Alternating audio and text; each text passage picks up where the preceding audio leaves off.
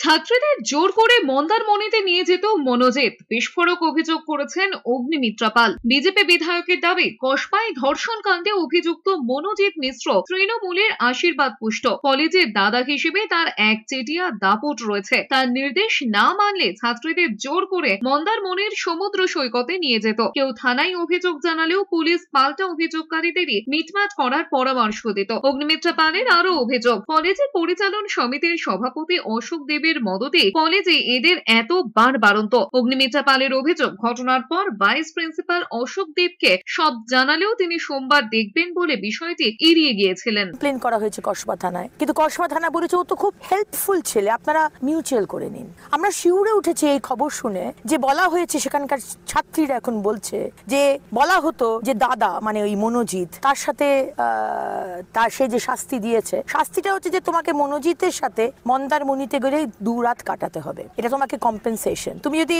এটা করো তাহলে তোমার শাস্তি হবে না, তুমি যদি না করো তাহলে কিন্তু তোমাকে শাস্তি দিতে হবে।